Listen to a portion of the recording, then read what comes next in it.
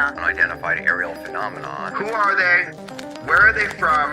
And what is their intent? All questions that immediately come to mind with the mention of UFOs. A Pentagon report is detailing a dramatic increase in UFO sightings, more than 350 since 2021. Many of them are explained as being drones, birds, or weather events, but about half of them remain unexplained. There's a whole fleet of them. Look on the ASA. Oh my gosh. They're all going against the wind. The wind's 120 knots from the west. Look at that thing, dude. This video taken by the Navy showing what he describes as pyramid-shaped UFOs flying over the USS Russell off the San Diego coast in July of 2019. The Pentagon has since confirmed that the video is authentic.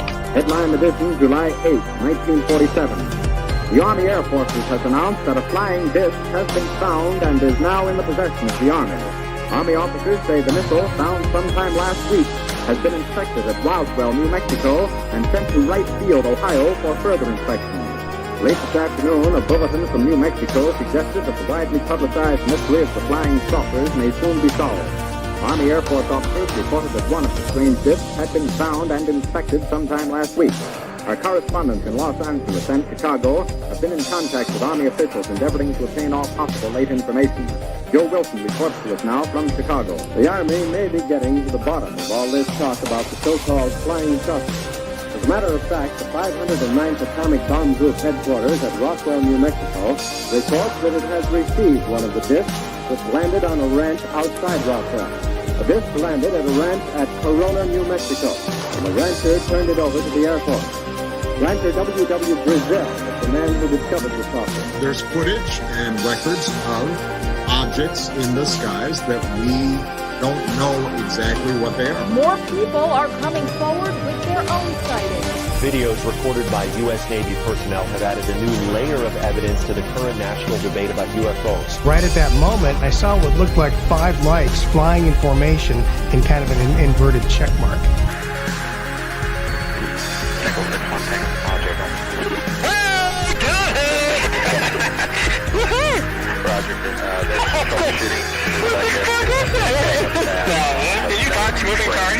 The NASA independent study team did not find any evidence that UAP have an extraterrestrial origin. We don't know what these UAP are. The mysterious flying objects are still a mystery. NASA will continue investigating them and has appointed a director of UAP research. Technology that we faced was far superior than anything that we had.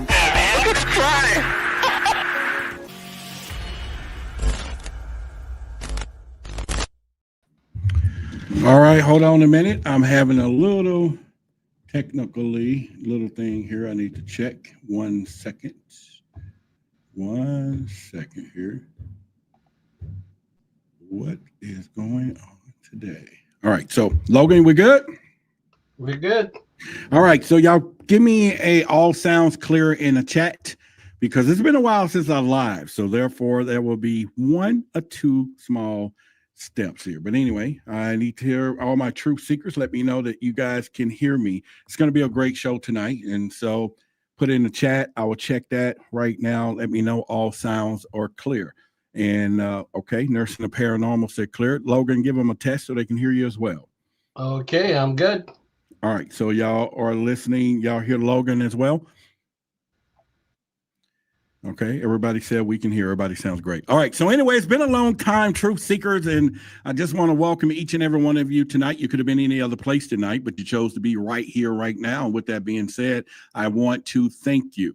I had planned on doing our traditional opening, but again, there was a couple of things here. But anyway, that's not what's important. What's important is that we're going to be talking about this drone New Jersey thing. And I got a very good guy right here who's part of a lot of things that I'm going to share with you in a few minutes and give you his background. I'll let him share a little bit about. But for the most part, I'm going to tell you what this show is going to do so that you be prepared for about what you're going to hear. I got a lot of questions, a lot of things that you, the audience, can participate in and share your thoughts, because we're not going to say this is exactly what this is because nobody really knows. But what we do know is what is not. And I think it's time for people to kind of understand that there could be some parallels between what we're seeing and what we're not seeing. I tried to put together a few clips for you, a couple of other imagery that will tell you that a lot of things is possible. So I want you to look at the show today with an open mind. I've always told you your eyes are useless when your mind is blind, and today is not today to have your mind blind when we get down to what is happening today. And like I said, so there's a lot of speculations going on out there. There's a lot of things happening, and we will get into all of that just a second now. But one thing in particular is going to be about how things are moving along. And when we think about these drones and what is happening and the capabilities of drones, period. And once we discuss that throughout this show, you're going to understand that, you know, drones is one thing, UFOs is another thing, aliens is another thing.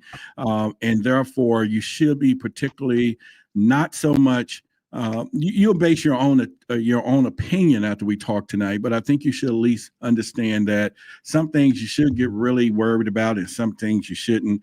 And then there could be the question of the why, and the why is always what you should be focusing on. And I think I try to tell you all that. I actually had a show called The Why, the Big Secret, which is a different podcast now. But the whole point is always remember, never focus on how things are happening, because how gets you caught up in a lot of things. Start asking the question, why? Why will send you down the trail that you need to go to begin to speculate or assume or to get to the answers that you need. So with that being said, I have my buddy here with me.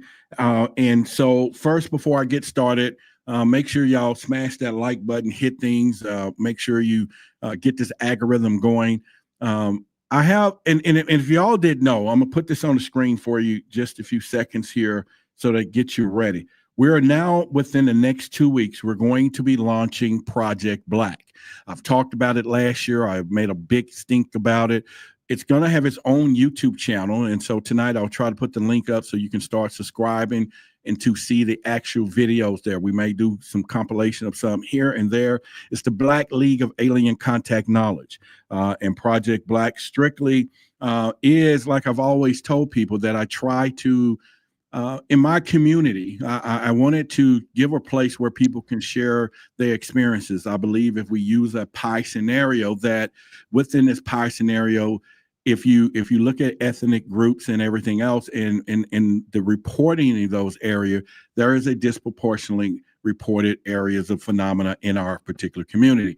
Therefore, that lends the assumption that we don't have all of the information to get a complete picture. I'm not saying we don't have an understanding. I'm just saying there could be some things that just been untold because we're not asking those questions. But that's what we're going to do. We're going to unearth those stories. We're going to give people a place where they can come and share. And my hotline has been going on and on forever and all these other things. So at this point, I just want you guys to know that we are pretty much going from there. So anyway, it is inclusive. And so it's not just if you're not my skin color doesn't mean anything. It's just that there is an area that I would like to get some people out. So don't take that the wrong way. So when we start getting these testimonies, I got a list of people already. We're going to go in some areas and there's some bigger things happening. Now, with that being said, let me give my man here an opportunity to share with you who he is. And he's also representing and faction with us with Project Black, and really his background and some things is going to open up some doors for some of you to understand that we're doing some serious stuff here. Also, you know, we're going to talk later on within the show because he's a creator of the Phenom app. You guys got to hear about this later. It tracks UFOs, tracks UAPs, and it's a crowdsourced thing where we all work in harmony. And so he'll be explaining some of that in the possibility that it may be time for us to get behind this thing, because had this been really in place when all this is going on, we probably will have a whole detailed picture that the people on the outside wouldn't want us to have, but his app will be able to do that. So Logan, let's go ahead and give an introduction. Let me turn my thing off here. I'm getting a lot of texts and stuff, and I just would understand that I am live. And so if I'm live and you're texting me, woo, woo, woo, woo. Okay, you know what I'm saying? Just now, if you go jump in here and say something and add to the story, then that's a different story. No, I'm just kidding. I love it, guys. Just keep me posted. All right, so Logan, let's tell the audience of Truth Seekers a little bit about your background, and then we will give them, I think, the bombshell of the ultimate background in your relationship, and just let them know how close you are to the fray. But anyway, let's start there. And I know that and let me let y'all know something. He is highly vetted and highly classified. So there's some things he cannot say. Just let y'all know, and he'll explain that as we go deeper. Not what it is, but you'll know. But anyway, Logan, share the audience a little bit about your background. Okay. Hi, everyone. My name is Lanville Logan. Everyone just calls me Logan. It seems to be easier because people try to put too many syllables in my first name. I'm a retired Air Force. Started off as a B-52 crew chief. Loved that job. And then I cross-trained into the intelligence field. And I love that job even better. And I retired from the Air Force. And I've been a contractor working on different projects all over the place. And I have a clearance. And the reason why I'm here is because not only because of the app, but Roderick wanted me to share with you that I was also part of the UAP Task Force. Yep. Is that good enough? Bada bing, bada bing. So not only was he there, he was requested, and he was requested by Lou Elizondo himself. And so therefore, let you know, they reached out to Logan and said, we need you part of that task force. So, and Logan is also, just to let you know, so he's well connected. And so I'm going to give a disclaimer here. You're not going to hear any classified information here tonight. It just don't happen. He's not telling me, and I'm not telling you. And if he told me and I'm not telling you, but he don't tell me nothing anyway. But the whole point is, I understood that when Lou Elizondo was here in Dallas about 2 weeks ago doing something with his book, and he was speaking at a theater where I grew up. In this little place, it's called a Texas Theater, and I used to walk up there when I was a kid. We used to sneak in. It was the biggest thing ever, but it only had one room, one theater. So imagine, okay, I got gray hair, so they'll let you know.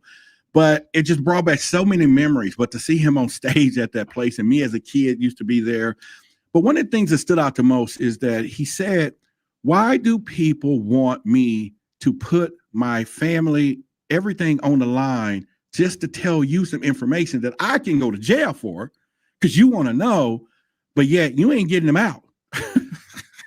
100%. You ain't getting them out. You can't get him out. All you're going to do is just get mad. Oh, tell us. He can not pass go and not collect $200 and go straight to jail. And therefore, we're asking people to tell us. So now, I'm not saying that we don't have the right to know. So we will get to those things as a public. So I'm just saying to you, I want invade in Logan's area of his clearance. But I am telling you that when you hear him speak and other things we talk about, there's some credibility behind it. Makes sense to everyone? Makes sense. So I'm glad y'all know from there. All right. So Logan, what I'm going to do, I'm going to start out first with what's happening here. And I'm going to go through a whole lot of things here, some questions. I got some statements, and just kind of follow along with me, and I'll carry us into a lot of the areas to make this kind of a constructive show tonight. When we think about drones, we think about, I don't think people realize how integrated drones are in our daily lives, okay? And what we see in the sky and to expect. And therefore, what I mean by that is you're talking from commercial use to personal application. There's I have a drone. I got one right now that it will fly around. It's got a spotlight on that bad boy now that you turn it on and it will illuminate the whole neighborhood if I needed to. And it will be perfect for a search and rescue. These things got infrared. I don't, but I got a friend of mine. He's got infrared. It's got tracking capabilities, and we're talking commercial grade drone that you can go to the store. So before we go into like I said, I'll guide us. when you think about drones, and now we're not going to get into the military side yet, but just from the commercial use, what are your thoughts on that, and why are we in a frenzy when we're talking about drones? So nobody's using the word UFOs and UAPs. We're saying drones. So let's go there. So in my opinion, the reason why you hear the word drones is because it's not exciting. Okay. If you say UAP, people are going to freak out and be all over there. All right. Okay. We don't know what these things are. So the idea is you put them into a classification that everybody feels comfortable with. Because when I say drone, most people are thinking, you know, a little quadcopter, you know, with a little camera on it and whatever. All right. You're not thinking something that's the size of a car. You're thinking something that you see every day. You're not thinking military or things that are used in the construction world. You're just thinking something truly mundane. And then when you see these things close up, you're like, that's not a drone. It is a drone, but it's just not the way you've pictured it inside your head. And that's why the frenzy over this is because drones have become everything. They're everywhere doing all kinds of stuff. I think they said last time there was 850,000 drones registered just in the United States alone. And mine is one of them. You have to do it now. They will stop you at the park now, check you. If your drone is not registered, you will get a ticket and take your drone. Right. And there is just to explain this a little further, there is an app out there that will tell you where you can fly your drone and where you cannot fly your drone. And there's people constantly breaking the law because they want that perfect picture. You know, they'll take the chance and go risk it. And that's what I think a lot of people originally thought when they heard that there were drones in New Jersey. They thought it was a little mom and pop thing, little quadcopter, whatever. And then when they started seeing a lot more of these things, and then they saw the size of them, that's when people started going, okay, something else is going on here. Yeah, and I think you just said it, because my question was going to be, how aware is the general public of the capabilities and limitations of modern drones? And you kind of mentioned it because they're used in construction, like you said, they're used. People, they got drones doing delivery now. You go out to, I got a cousin, they get stuff dropped off in their front yard with drones. You have, you know, drones for building inspectors. You got drones for fire use. Police use them now. I've seen them in the neighborhood where I grew up. They had a drone and flying over somebody's house. They was like, when the drones see where you at, we're going to not send us next. The dog is coming next, and then we come. And then they got drone dogs, okay? We call them robots, though, right? So it's like, it's there. And then if you go Google right now, and I'll show you a picture, this is the future. Dallas just approved this probably a day or so ago. I mean, not a day, about 6 months ago. Uber is now got Uber passenger drones. You're going to be able to go get up into a building, go up on top of the roof or a landing pad, and that drone is going to fly you over to the other side of town. They approved it here in Dallas, and that's big as a car that holds 8-9 people. And it's going to be flying around like it's not nothing. So 8-9 people, that's a bus. That's a bus. It's a big bus. And so, and reason I'm going down this route with everyone. Now, you're going, and I'm gonna be the first to admit, I want, and I did my first viral video, clickbait video yesterday. I've never done it. I said, you know what, Roderick, just everybody's getting views, everybody's getting things. Just take a clip, but then after that, I put my truth on the back of it, but the video will hook somebody in, and it just talks about these drones. But me knowing, and don't believe me, I mean, believe me, I got some messages. Somebody was telling me I'm just, you don't know what you're talking about. Like, dude, I didn't even say nothing. It was just a clip. But where I'm going with this is people are so inundated by these drones. And the first other indication, Logan, would be the lights on these drones. Can you give them a little description of why people are seeing these red and green lights and they think it's alien tech? So the standard configuration for any aircraft is red and green, and then there's some other colors. And depending on the lens that you see through, the lens could be your eye, because there are some people that are colorblind. partially colorblind, fully colorblind, you could be seeing different colors other than the standard red or green. And red, we always, in the aircraft profession, we said red is not right. So we know that red is on the left-hand side, green is on the right-hand. Sorry, red is on the left-hand side, green is on the right-hand side. And the reason why we know that, or why it's put that way, so if an aircraft is coming towards you, you can tell because of which side the light is on. Now, with the other lights on board the craft, these could be for a variety of other reasons. Like you said, rescue, spotlight. You need to see what's going on the ground. I think I saw a video of a drone watching, it was a test. The police department were watching two criminals, and they just had the drone sitting over the top of them. And these guys were not the wiser. All right. They showed it in the daytime, and then they showed it with another group at nighttime. And it wasn't until the lights came on that these guys even noticed that they were being observed. So the lights can be used for a variety of reasons, and they can come in a variety of colors. But the standard is the white to be seen, and then there's the red and the green navigation lights, as we call them. All right. So my other question is, what are some of these? Let me put it like this: New Jersey. I'm gonna go there. Now, I did a story on the Hudson Valley UFO sightings back in the 80s. I didn't do it then, but I did it recently to kind of match up.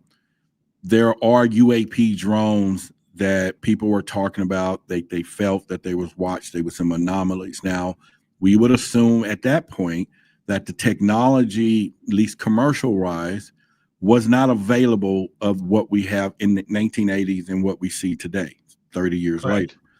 And so we can assume that there could be some UFO or UAP sightings that people were seeing back then, and then they kind of felt even this mysterious being watched. So that was a big thing back in the Hudson Valley. When this all began to take off, there were some orbs that were spotted by newscasts. This is before the drones popped up everywhere, but there was a bunch of orbs being seen in New York City around January the 1st. If you guys haven't watched, I did a little video kind of on it, so you can go back. Actually, it's the last one I just posted.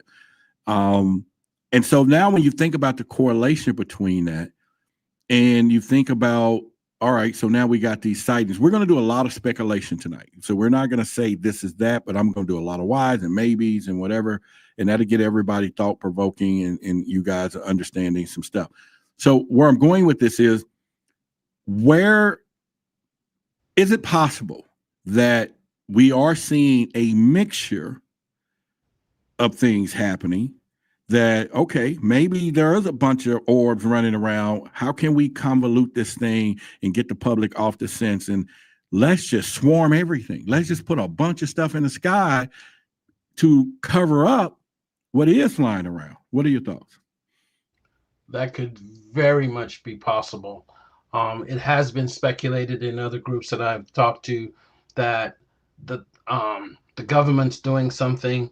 They don't want us to really know what it is. So there's things that they're throwing up in the sky.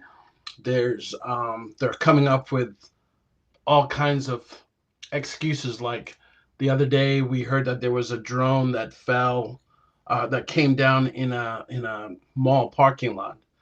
What did they say on the news? They said, oh, DHS has come by and said it was just a regular drone.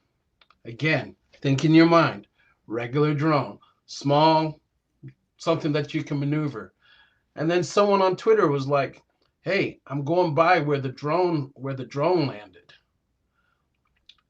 And this thing was as big as a car. Regular drone. So how is that a regular drone? Now, yeah. I can't confirm what this guy, where he was and what he was looking at. All I know is that in the video, there was a drone in the lot, and there was 4 police cars surrounding it. And he's going by like on a metro or something like that as they're cruising by, and he goes, how is that a regular drone? Yeah. So you're 100% right. And this is part of the problem. The government, the way they're talking to everybody, they're leaving it up to the citizen to start speculating and start throwing all these crazy ideas in there. So now you don't know what's going on because every person has got an idea or a thought pattern on what they think is going on.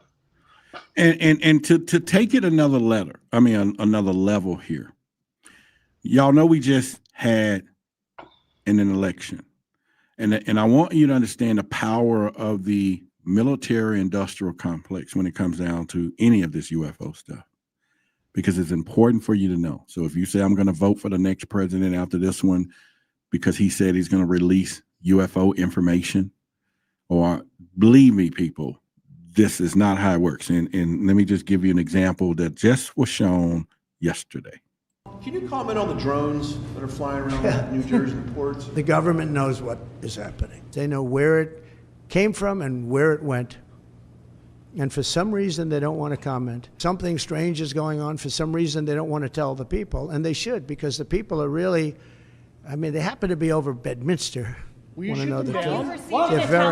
They're very close to Bedminster. I think maybe I won't spend the weekend in Bedminster. I've decided to cancel my trip. Have you received an intelligence briefing on the drones? I don't want to comment on that. All right. So what are your thoughts first before I get into mine? Smart man. Don't comment on it. Smart goddamn man. I'm telling y'all, the military industrial complex rules this freaking planet, okay? I'm just letting y'all know. They rule the planet, and they tell them people who and what they need to know.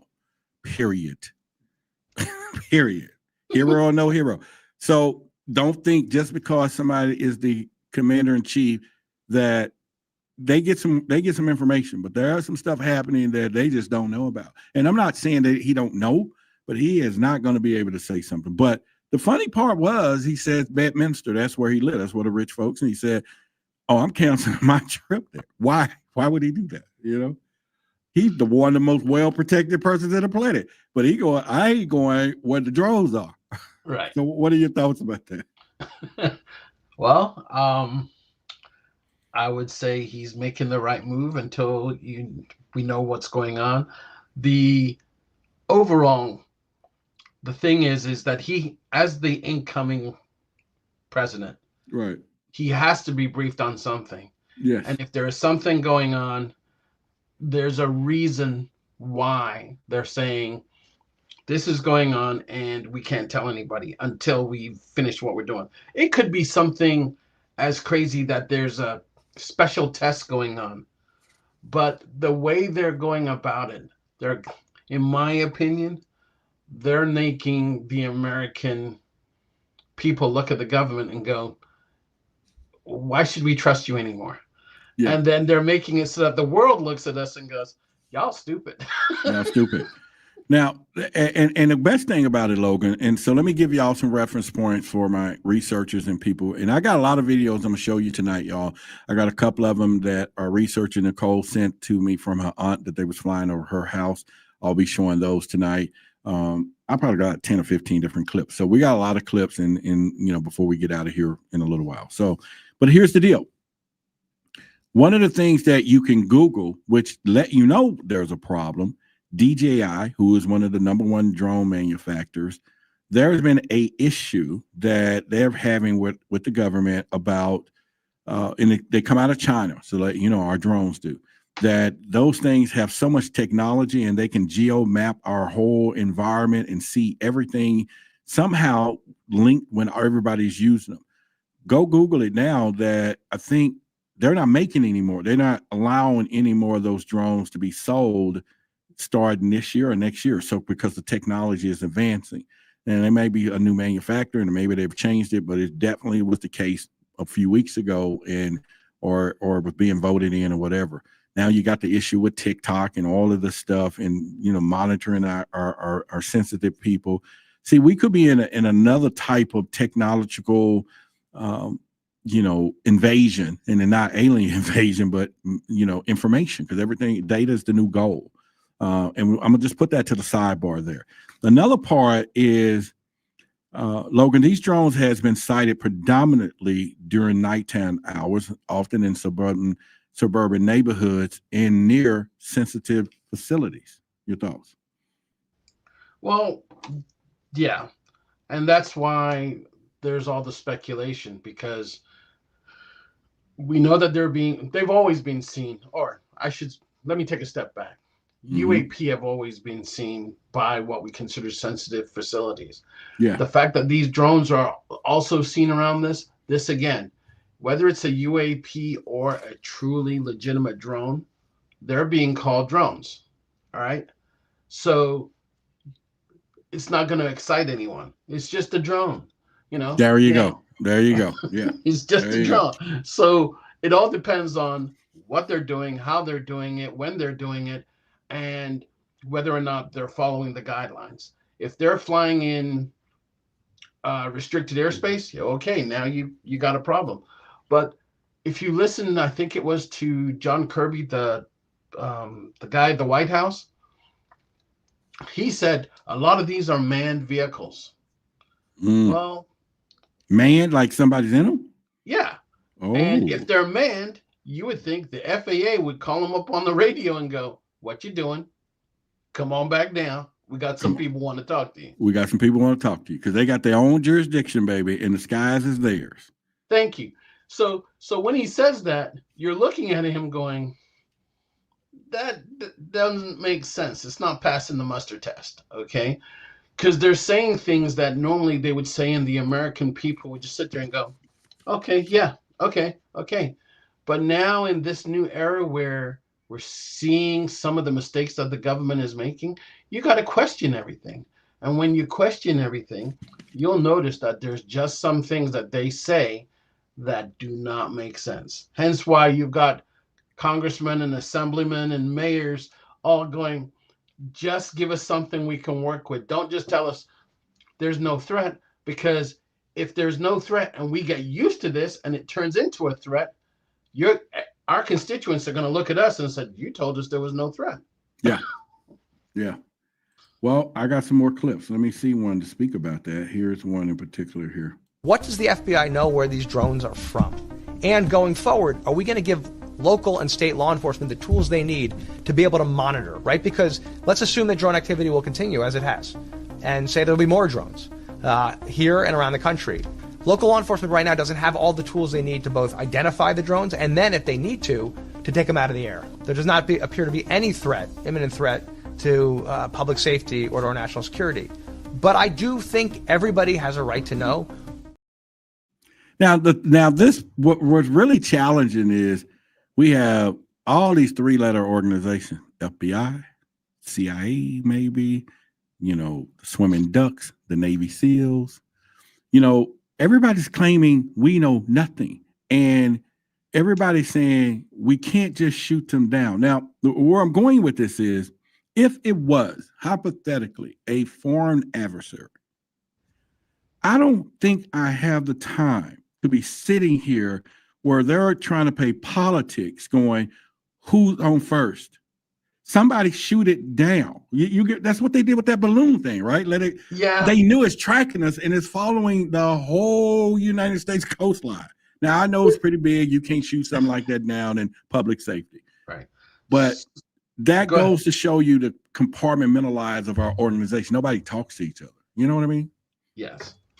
So what I was going to say was, there was a video. I do not know if it is real, but there was a video, I think I saw it 2 nights ago, over New Jersey, where someone was actually shooting at the drone. All right. And they're getting people overly excited, because I'm sitting there thinking, one, there's no way you're going to hit this thing. But two, are you not concerned about where your bullets are coming down? No, they're not. They're not, because people don't think, especially I don't think people never thinks about that even on New Year's Eve, when they're just shooting up in the air, thinking it's not going to come back down. Right. My concern is this: if you're not giving people the right answers to calm them down, they are going to take matters into their own hands. Here's Donald Trump even saying, shoot him down, but the balloon thing, we made sure that it was not over land, it was over water when we took him out. All right. these things are, I mean, you may get lucky and try and shoot one down over a lake or something like that. But if not, you got to worry about where does this thing land? You know, where does your munitions go? If it misses the target, where does your munitions go? What if it kills someone? And then ultimately, who's going to be held responsible if you just tell everybody, okay, go shoot him down? You can't do that. So we have got to give our law enforcement, our guys at the front line, the first responders, tools. One of the things that really made me laugh the other day, there was an assemblyman talking about a helicopter, I think it was state police, that went towards one of the drones. And as he got close to one of the drones, or the helicopter itself got close to one of the drones, he said they turned back around because they were afraid. And I'm sitting there thinking, okay, I can get it. Yeah, if you don't know what this thing's going to do, but you can monitor it from a distance, you know. You can follow this thing, yeah. Right. And the worst thing about the whole thing, they came back with no pictures, no video, no nothing. So people could clearly go, yeah, that is just a large drone. Okay. Well, you know, I tell you about the picture and thing. Yeah. I'm with you, my brother. I think it's I'm gonna show a couple of more clips here. Hang on. Let me pick which one I think will be a little interesting. Let's go with this one. So the drones are coming from the inside of the ocean. After seeing 50 of them come off the ocean. Advised after we made contact with that officer that there were 50 that came off the ocean. 50? 50. That was my reaction also. There were 50 that were coming off the ocean. And this is a sworn officer? A sworn officer, yes. We contacted state police, we contacted the FBI, we contacted the Coast Guard, at which point the Coast Guard went out with their boat and they reported seeing 13 following their boat. And then the Coast Guard also advised that they went over them about 300 feet and had a wingspan of about 8 feet. I see one right here. Did I see the same thing that officer saw? I'm still not sure. What I can show you is this video. What I can tell you is I've never seen anything like it before. Wow. In more than a month since these reports started, the federal government. Now, okay, so I'm a good listener because I talk for a living. And when I was a kid, they used to say you got the gift of gab. Now I get paid to talk. Okay, come on, right? You know, let's make that happen here.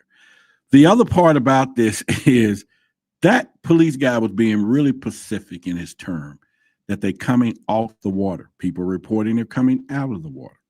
He said coming off the water. So having said that, that means the origination could be from a boat.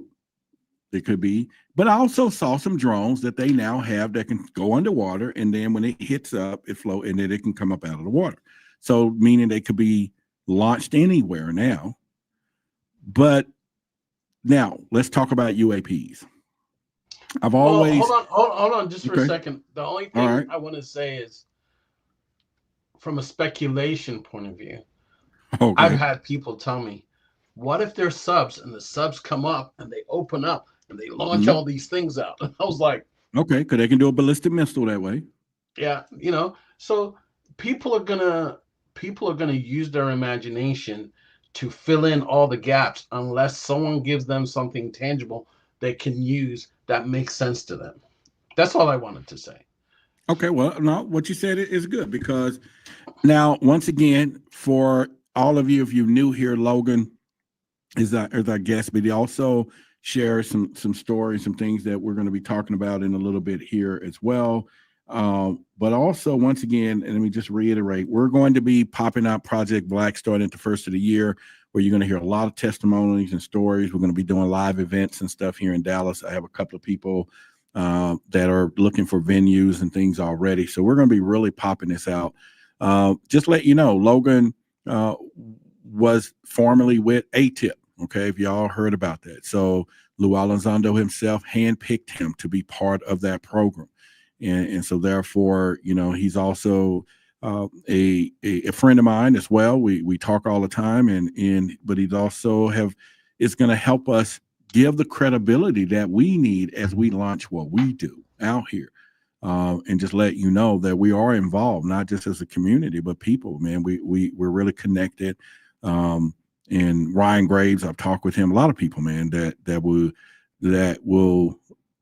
agrees that it's time for us to hit in our community with this UAP thing. And that'll be a question I'll ask you a little later. So let's go back with what we do know.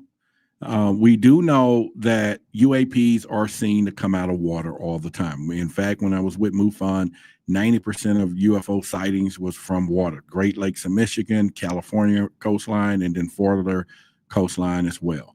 Lou Elizondo talked about transmedium technology years ago, where we really don't have anything that not only can come from space, air, and water, not at least our propulsion systems.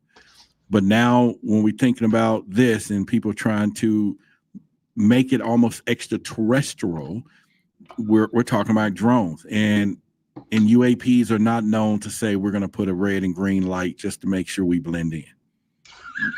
You get what I'm saying? It's like they're not that really trying to help us out like that. They're not trying to make sure we don't panic. And we're going to make sure we put red and green lights on this thing. And that right there lets you know somebody's following somebody's protocol.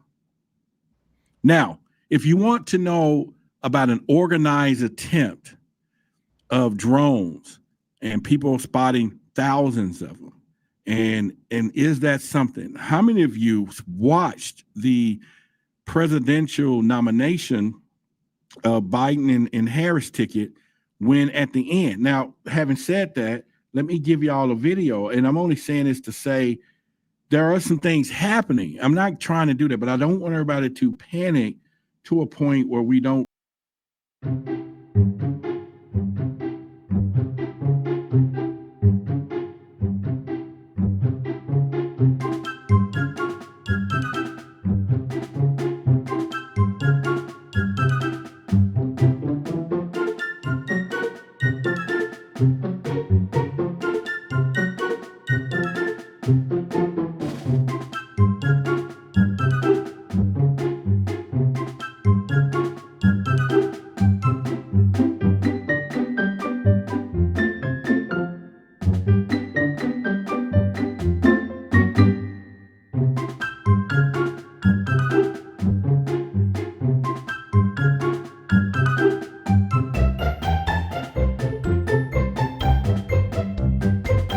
Say, oh man, I seen them covering the sky.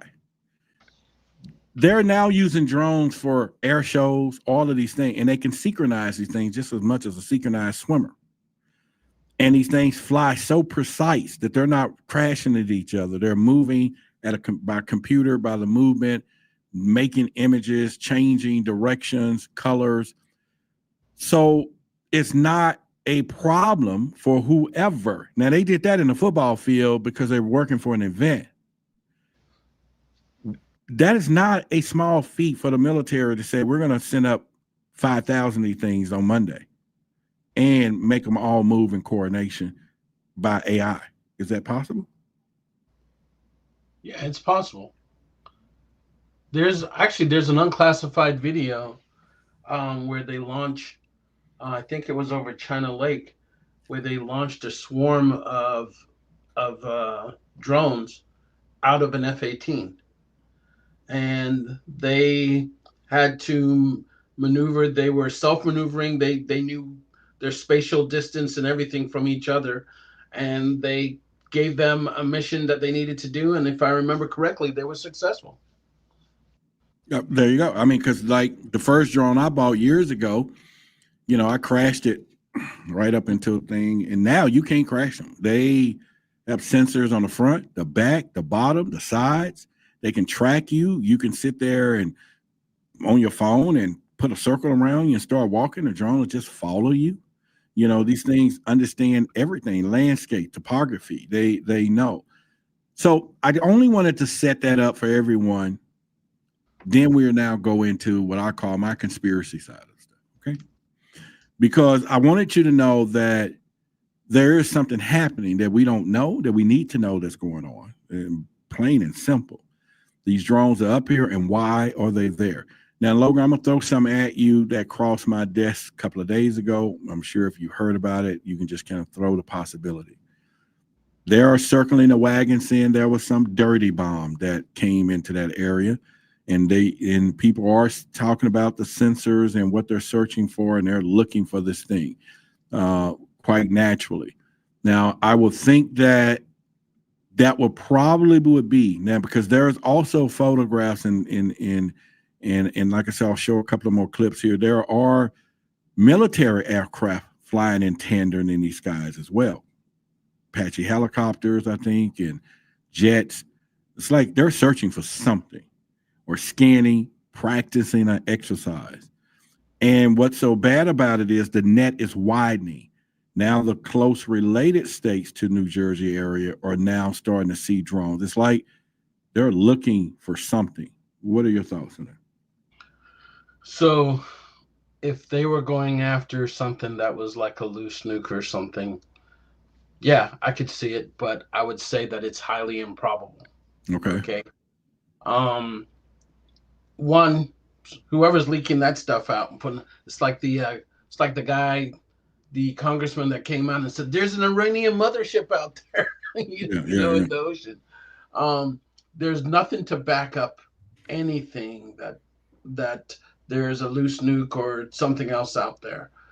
So again, this is someone speculating, getting a little bit of information and then building on it until it becomes something real in their head, and then they're telling everybody. It's like if I was to come to you and say, hey, you know what? I think it's aliens.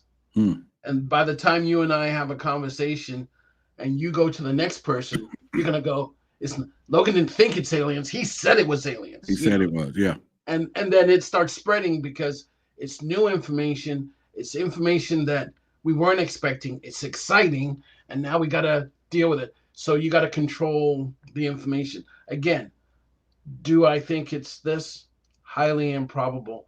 It's more than likely, it's either, in my opinion, it's either a test of some type.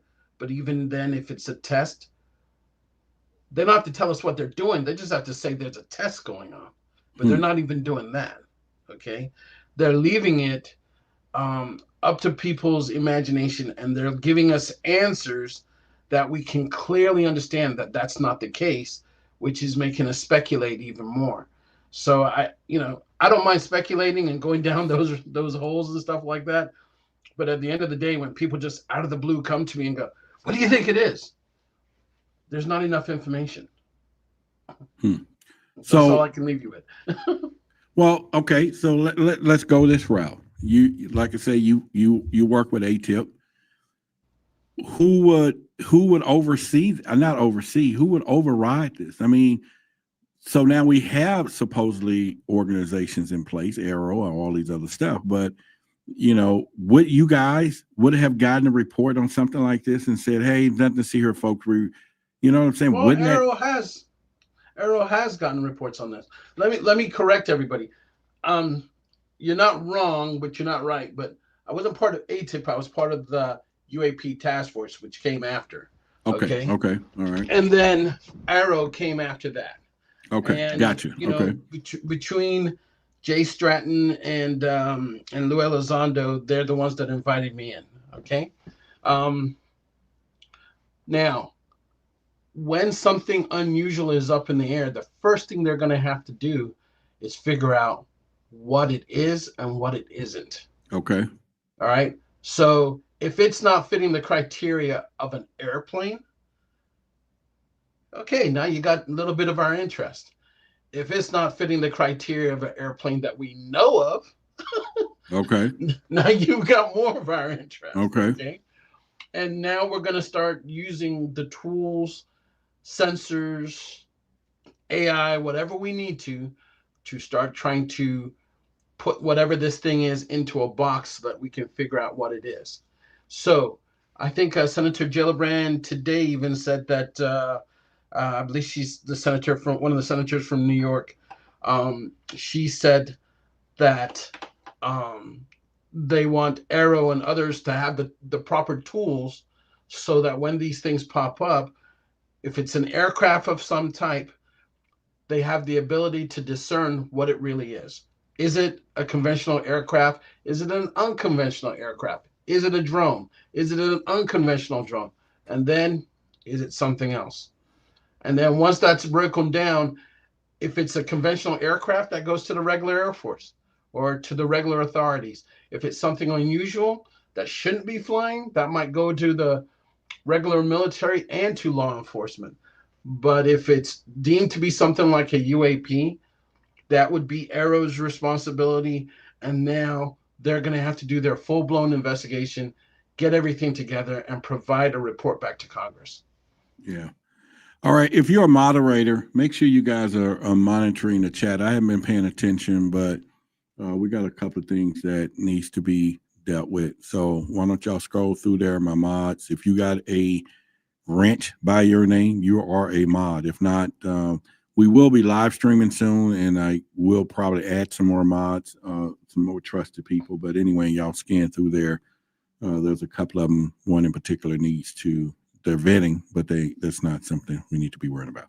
But anyway, so the other part I will say will be, like you said, and let me play another couple of clips here before, because we're not going to be here all night, y'all, but I got a couple more clips.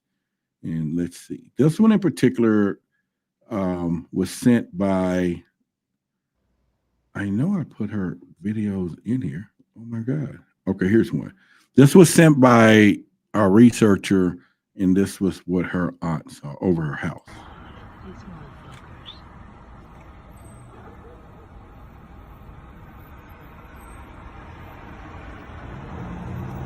Fucking circle.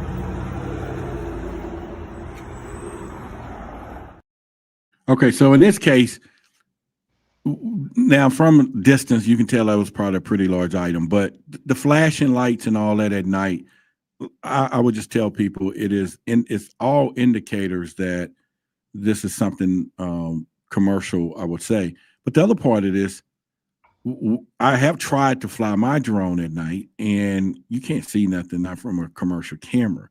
So there are the technology they're using while they're flying at night, or is it just sensors? You know, what are your thoughts on that? Well, if it's manned, they're going to have some sensors to enable them to see around them. So, you know, some kind of maybe radar, maybe ADS-B, which is a transponder that comes off other aircraft to let other aircraft know, hey, I'm here, don't hit me. And if it is truly an unmanned vehicle, they're going to have, again, something in the way to prevent them from, when they're in close proximity, to hitting each other. So when they're in like when that person said that they saw 50 come off the ocean, if they're truly remote vehicles, somebody's going to have something there to say, hey, I can monitor each one of my systems and I can control them. And he's going to have some mechanism, whether it's another transponder or some kind of beacon, or he doesn't care so long as he can see it as a whole and can control them in a way or fashion that they want to do that. There is something I do want to add. I have a person that did contact me a couple nights ago. She said that she's in New Jersey, and she said that when the drones came down low, she said that one of the things that was very particular to her, she felt like the sound coming off them was recorded. And I was like, what do you mean by that? She said, have you ever heard a helicopter that when it's close, you can hear the rotor going and you can feel the thump, thump, thump going through your body as yeah. Right. All right. And she said one of the drones kind of peeled off, kind of looped around and kind of came close to her. And she said, I could hear that helicopter sound, but there was no hitting her, you know? And she was like, it almost felt like it was recorded, like it wasn't real. And then she said another one went by, and she heard a different sound that didn't sound like a helicopter. And she said even that one felt like it wasn't real. So she goes, could these things have recordings on them? And I said, they could have anything on them. Remember those, I'll just say this one little thing. Remember those new devices now? They spin and it gives you the holographic image. Yep. I was at a show one. They was using one, big ones now. These things are big. They can make them 8 feet across. Yeah. So imagine if that was just sitting there on the bottom of these drones, and you're sitting there thinking you're seeing this, but really you're just seeing these things, and they're playing a recording, and you don't know what the hell's going on. Ooh, that's a great way to disguise what it really is or what it really looks like. Amen. Because we don't really know, because somebody else was talking about that. It was a guy, and he was saying the same thing, similar. He was saying that, you know, the technology now is so good for holographic and all that. It can shine. It don't need but pixels and all this to reflect off of. In other words, just little lights, and now they can make anything. So let's go to the story of Project, is it Bluebeam, right? Or, you know, so in the past of these, not just fake invasions, but the fake holographic, you know, disturbing the peace of the people. What objective would anybody have if this was just a test? What are you trying to get us used to? Or what are you trying to desensitize people from? Or cause hysteria for one thing? Because we know, again, that, and let me back up and say this. I would think that somebody would have had the wherewithal to understand that most of these drones' flight times are not that long.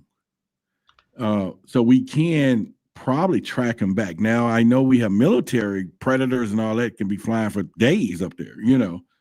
But when it comes down to these commercial drones, they're not that commercial. I mean, battery life is not that, right? Or, I mean, you know what I'm saying? Okay. So there's a couple things to look at here. If this is something that is manned, probably not going to have that long of a flight time. But if it is unmanned, they have claimed, again, this is all speculation because you're hearing so much noise, but without being able to separate what's real and what's not.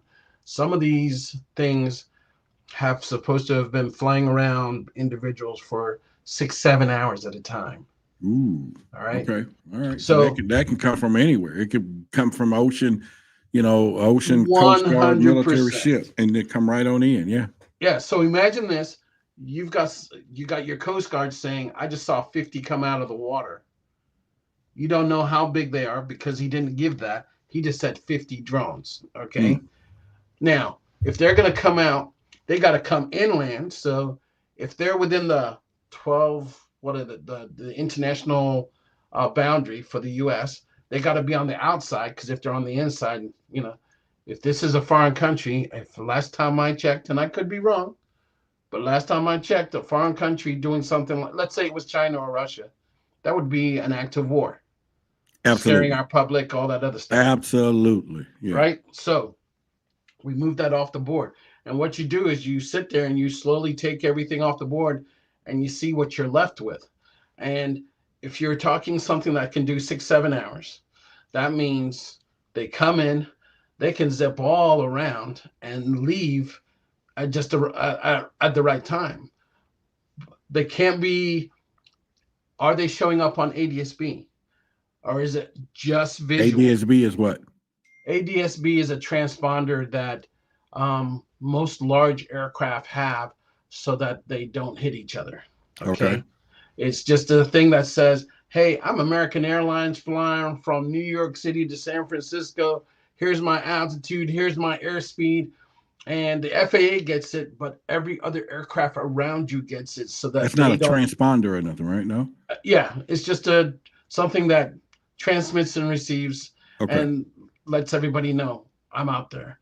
More than likely, these things are visual. So if they are visual and they're not putting on any transponder stuff, that means in the middle of the night, when they're doing whatever, As soon as they want to leave, if it's truly a pre-recorded sound, they can turn off the sound, turn off all their lights, and just go where they need to go. And nobody's going to sit there and go, well, we just saw them land, because you have nothing now.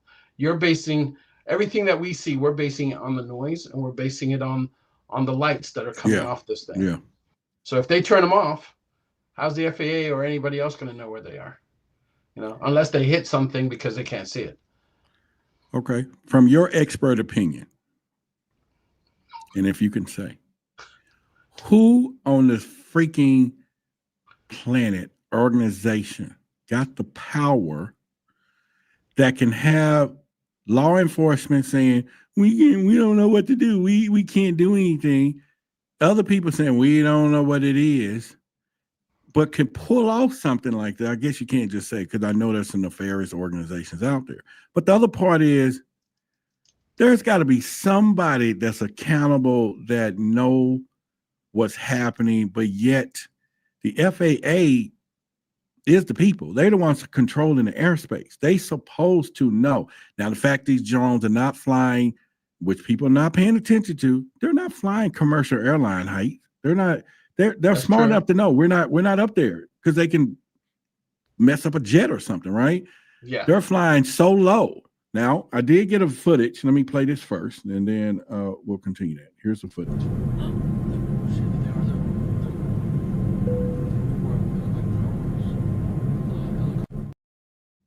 Now, that's a plane that's inbound, so you probably can see they're probably so much feet, but they saw those things sitting up there. Now, that was a little too close for comfort to say if they saw that out the window, which I really don't think that's a good footage or real, but I'm with you. I don't think that one's real. Yeah, because it's like, no, they're not. And that airplane is flying really fast. Airplanes fly about, typically the large airplanes fly a little over 500 miles an hour. Mm-hmm.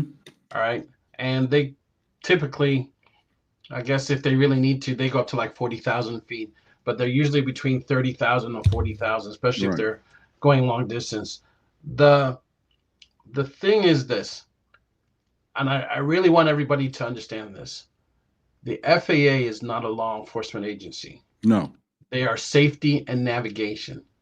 All right. That's their bread and butter. They're there to make sure that your skies are safe.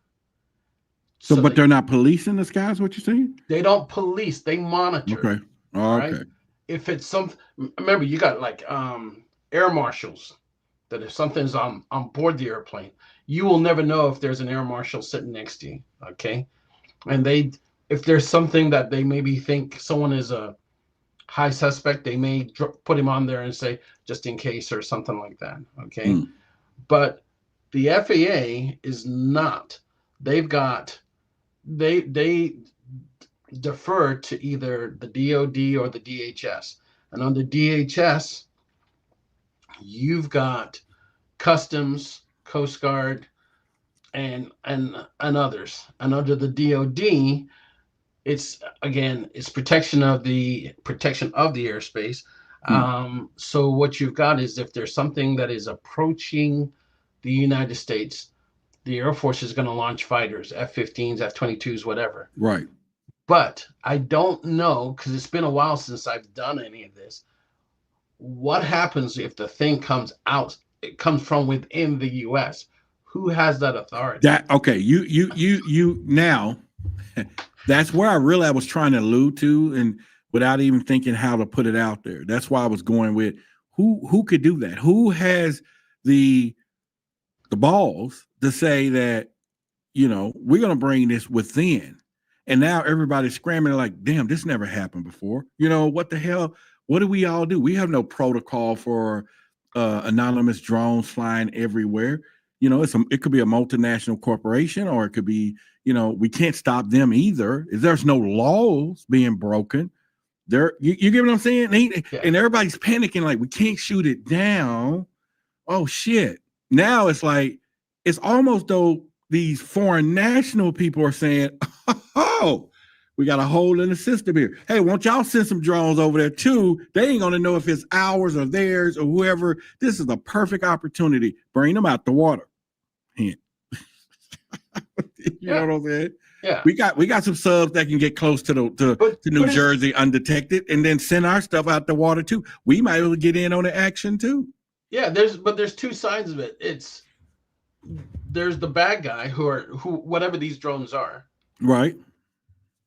But the other side to this is, in a very clear way, if there is an air threat that is caught inside the United States, like these things are, who I haven't kept up on who is supposed to respond to it. Is it supposed to be the Army National Guard flying their helicopters around, or the Air Force National Guard? Is it supposed to be F-16s? Because F-16s ain't going to do much against a bunch of drones. They ain't going to do nothing. Especially when they're that low. So and maybe this is someone threw this at me. He said, Logan, we've seen an obvious hole as we go into the future with the drones. Okay. Keep all right. going. I already got it. All right, go ahead. We're going to go into that. And so he said, maybe this is a test to highlight to Congress to say, hey, look, here's something that you guys aren't paying attention to. We've told you this multiple times. And now let's show you. Responded. So here's what we're going to do. And look at the way everybody's going to function. And then especially if we didn't tell you what's going on, look at the confusion and frustration and anger and everything else, all the negative stuff that happens when this happens.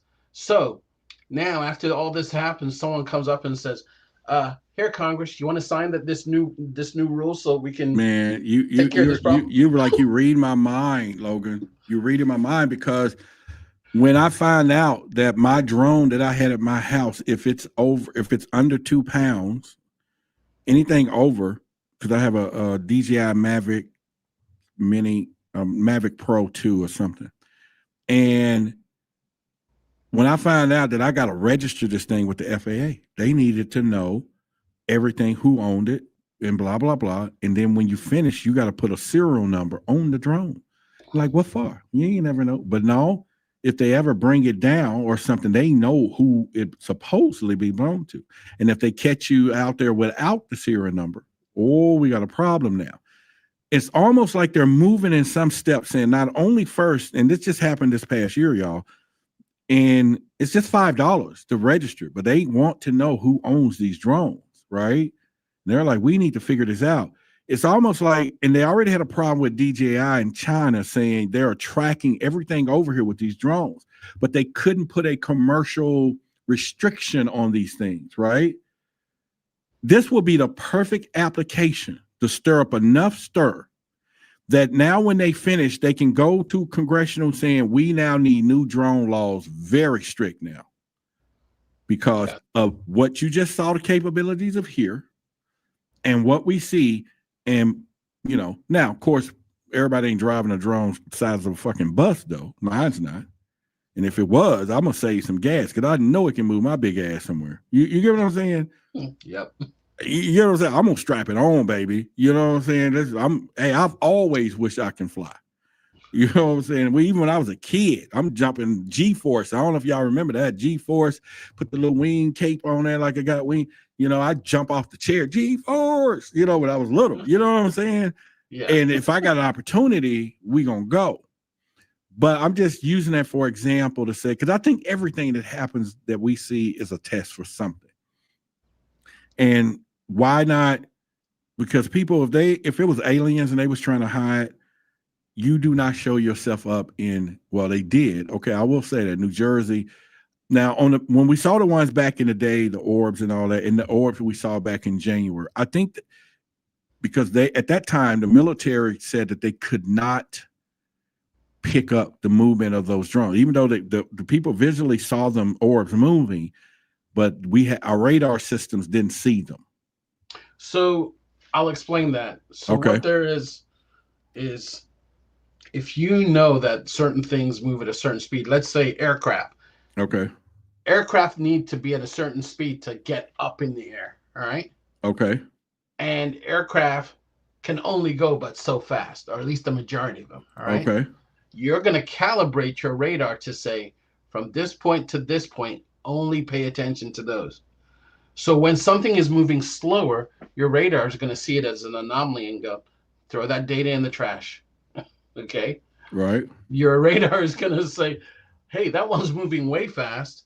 That's more than likely military. Hey, military, you got anything in the area? Yes? Okay. All right. Yeah, we caught it. We just want to let you know. Or no. And then all of a sudden, other calls are made because they're like, did someone build something experimental that they're testing? Didn't tell anybody. It's not authorized. All those things. And it makes sense because you would think that the military industrial complex or multinational corporations, everybody, and believe me, drones are in mass production ever since we know what's happening over there in the other countries where drone combat is probably the small ones. I mean, there's companies now that came out of nowhere building drones, and I've seen videos where they chasing a soldier around and the drones following them, and soon they get close, it explodes. They're using them as weapons. Or imagine just flying one into an aircraft engine. That's my point, and that's why I said whoever's doing this, knowing not to put them up there. They're not trying to cause that problem, because if they did, all they had to do is send 3,000 drones just straight up in the sky. People, they bringing down some stuff.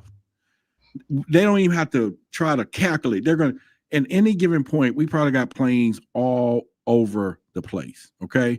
I even got that app on my app right here that I can track every airplane in the sky, the ones they want us to track, of course.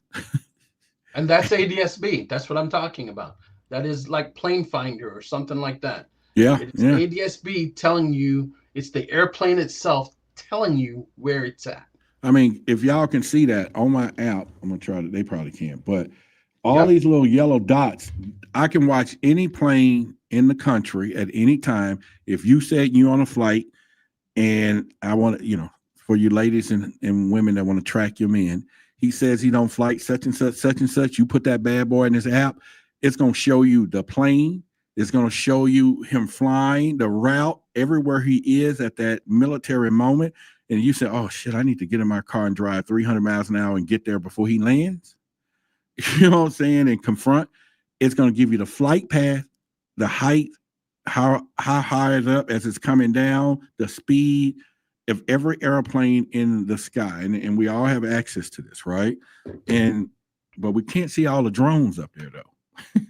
Right, because if the drone doesn't have a transponder, you're not going to get it. The only way you're going to see it is if the FAA or whoever is using what we call primary radar, which is they send out a beam, it hits the vehicle, it comes back and says, okay, it's right here. Yeah. All right, so we're going to talk about a couple of things, and we're going to talk about and intertwine your technology that you created and how could it have and still can be useful for us in the future in an event that we're having right now, with people taking pictures and crowdsourcing information. So we'll tie that in just a moment. Fair enough. And all right. So now I'm just going to go back to, you worked around this stuff and pretty much, I got a question for you. Are we alone in the universe? My humble opinion, no. Okay. And because you have been with these programs and you just know what okay, I'm going to give you a little background and then I'll add to it. Okay, there we go. So we're on the same sheet of music. All right. So I had seen these things when I was a kid. Okay. I didn't know what I was seeing, didn't understand it.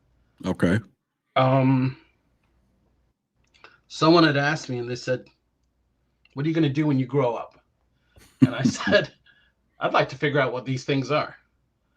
And what they were saying when I grew up was when I retire, whatever. So I said, I was waiting for MUFON to do something and they didn't. So I took it on to myself and said, I'm going to build an app. I started building the app and then I happened to learn about Lou Elizondo and company. All right. Okay. So I kind of approached them and said, "You serious?" And he said, "Yeah." And I said, "If you're serious, you come to my office to show me that you're cleared and for everything and whatever." And he and Jay Stratton and others showed up. We had a conversation, and at the end of the conversation, Jay Stratton, the task force commander, and Lou started talking, and then all of a sudden Lou looks back at me and said, "You're in." And I was like, "In what?"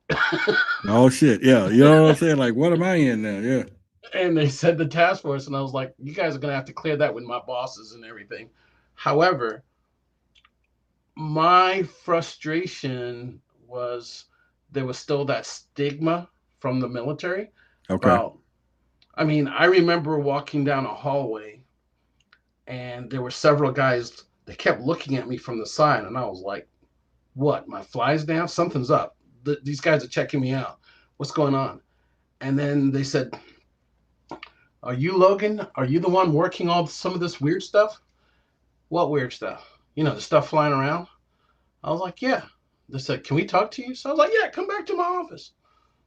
Before we even made it to my office, I got pulled into a broom closet. And they were like, "Okay, now what the F is going on?" I was like, "Whoa." You know? Right. And I said, "What do you mean?" And it's like, "We have friends. We've been seeing this stuff for over 40 years out there in the ocean. Come to find out these guys were Navy, all right? We've been seeing things for over 40 years out there. And whenever we had a conversation about them, people would lose their jobs if they kept persisting on the subject." I said, "Well, it's a different world now. We got a range filer debriefing program. We got this, we got that. And we have an official group to look into this because we want to, it's safety of flight. We want to make sure nobody gets hurt." And I was like, "So did you guys see something?" They were like looking at each other, and they nodded yes. I was like, "Okay, so let's go back to my office and let's get the paperwork so you guys can do your stuff." And they're like, "No." "We will take a wait and see approach and see what happens with this overall." Right. And I kept bumping into that, you know? And so I kept saying, the only way we're going to get enough eyes on this is if we have a tool that everybody can use that is not tied to the government and that collects all the data. Because I've had people come up to me and just give me a picture and say, "What is this?" And I have no context as to what, where, when, how, whatever. Right. I'll ask someone and say, "Well, where were you?" "Well, I was in Philly." "Well, what part of Philly?" "I was in Philly." You know, and I'm like, give me something so that I know, were you by an airport? Were you by a hospital that has, the heliport on top that could have confused you, you know? So again, I got to pull those layers back so that I can sit there and look at it in the proper context and go, "Hey, okay, here's what's going on." And it's kind of funny because I just had a friend who's in law enforcement in New York, and he said, "Hey, I know you're just still getting started, and I know you've been doing this for a while, and you've been using your own money and everything to do this, but could you use your app to start monitoring these drones that are flying around and help us have a better understanding of what is going on?" And I said, "Yeah." And he said, "If I was you, I would contact the assemblyman, the mayors, even the sheriff department, and say, get the law enforcement as well as the public to start using the app so we can collect the data from multiple perspectives. Because if the government is not going to give us the answer, we need to figure it out for ourselves." And I told him, I said, "Let's see what happens this week. And if they're still having a problem, then I'll reach out to those people." But my thing is it could stop just as quickly as it started. But the idea is to have a tool that will record your date, time, location, length of encounter, your proper field of view, your angle, the size, color, shape. What are all the effects? And see it from far away, see it from close up, and be able to provide that data to people like you to show your audience, but also to academia so that they could dig deeper into this thing to say, was this something regular or is this something outworldish?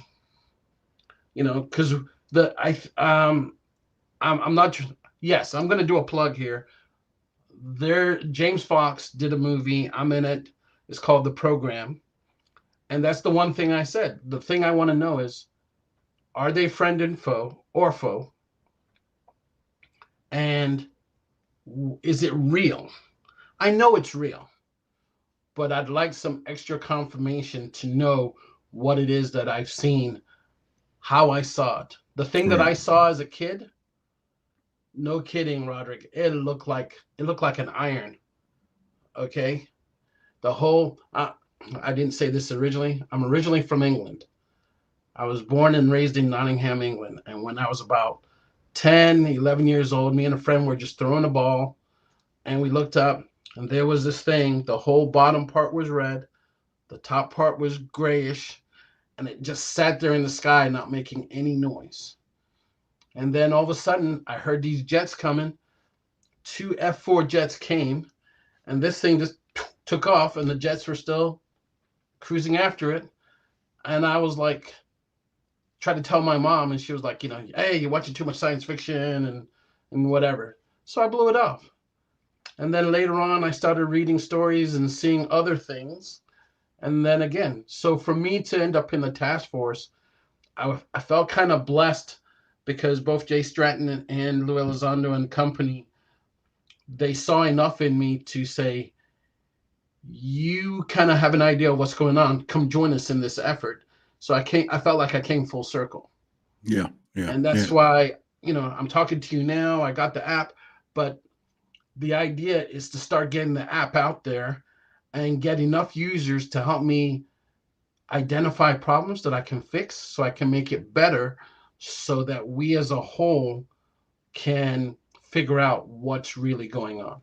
Well, I tell you what, I know I got some truth seekers out there that'll test this thing to the fullest, you know, and report and pretty much it. Now, can they download it anywhere too, like Google or Apple?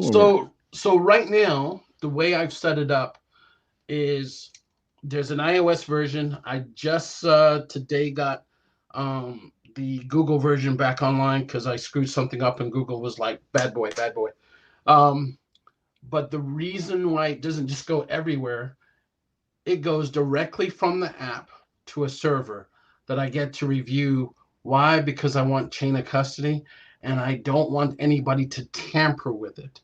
Because as soon as it gets tampered, everybody's going to say, oh, well, this is fake. All right. Kind of like the video you showed earlier with the things outside the window. Yeah. Right? I want it so that we can get it from point A to point B. We'll review it first.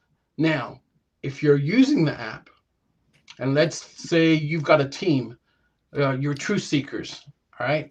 If you see something, Roderick, and you post it, it will instantly go out to all of your truth seekers, so they will see it on their phone as well. See, that's what I want. I want us to have a blanket, you know, because you've already. I'm just letting y'all know we actually are partnering with Project Black with him, and one of the things I wanted was to make sure that we can have a blanket coverage of something all across, and everybody's communicating instantaneously.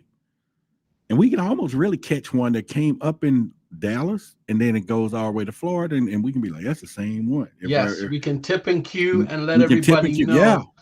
And so the idea is the way the app works is it will take a snapshot, 15 seconds of video, and then it will keep repeating that cycle because sometimes a snapshot is better than a video. But there's other things that we need to do to make sure this thing works properly. Like when people, I've got some ladies right now that tested out my app. Because of the app, we found out that they were 10 miles away from each other, but they were kept reporting stuff. And we didn't even realize that they were 10 miles away from each other. Okay. All right. So now we might have a hotspot. So now we're going to do a little investigation. I got the app on my phone, y'all. There you go. Hell Get everybody together. Yeah. So then the other side of it is there's a lot of people that when they use their phone, they don't know how to really use it because they're so excited. They're seeing something unusual. So the idea is to slowly get the app to do all the hard lifting for the individual. If you're going to use your phone to go after something like a UAP, do not use the digital zoom because it produces extra artifacts into the imager to try and help you figure out what it is. We want it raw so we know exactly what we've got and then we can look at it. Okay, so those are some of the things that we're trying to do. And then the idea, again, everything will get shared, but if you're in the group, it will come to you.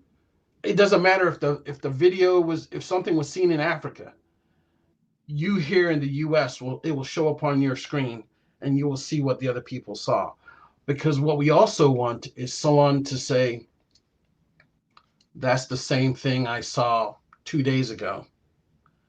And especially if it's, you saw this 2 days ago, but somebody saw it 3 days ago and they're 5 miles down the road from you or 15 miles down the road. I'm not going to call any names, and you shouldn't either. But you're a grown man, you can, but I don't think you would.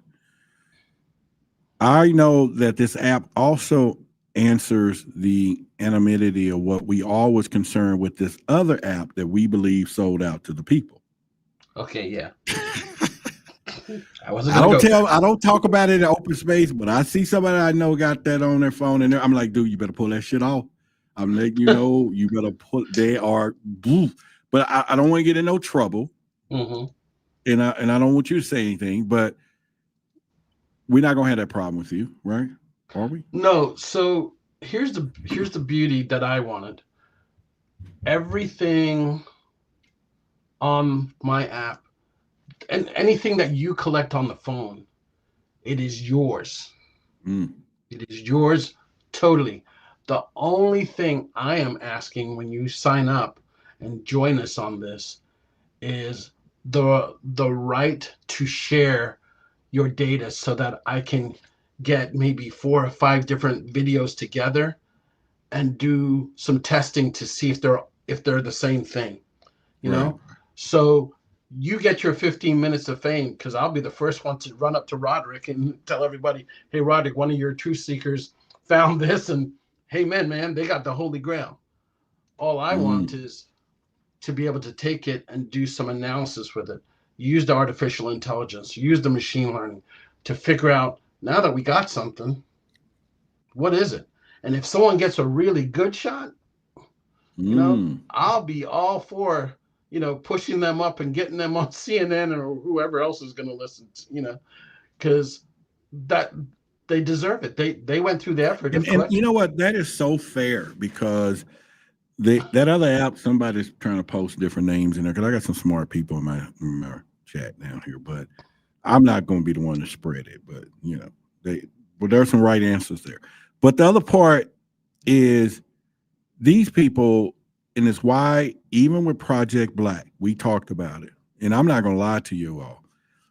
I have some stories of some people in our community that my biggest fear, y'all hear the word fear, is that these stories are so unique that if I can't figure out a way to not only protect them, but to harness those stories, they're going to be leached on and everything else. Now, the problem is, I'm not saying people have egos and they want to be seen, but some of them have no clue. You don't want your story to be parlayed like that because the minute you're happy about it and they try to do something else or somebody on the top tells them to debunk this, your life is turned upside down, right?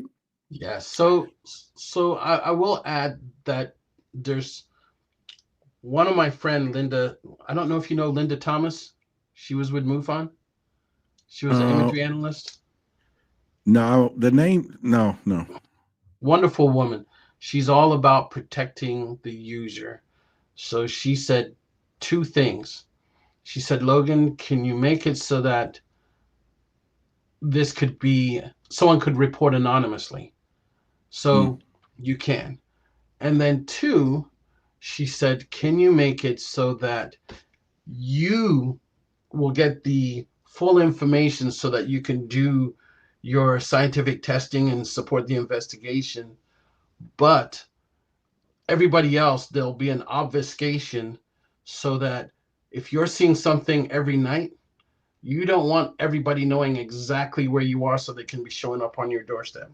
And as a personal thing to me, one of the things I don't want to do is have someone use the app as a, to help a peeping Tom, do something stupid. Yeah. That'll spread around pretty quick.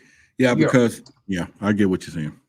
Yeah. So those are some of the basic things. Now, the last thing I will tell you about the app, and this is for everybody, you may have seen something years ago that you do not have any evidence for.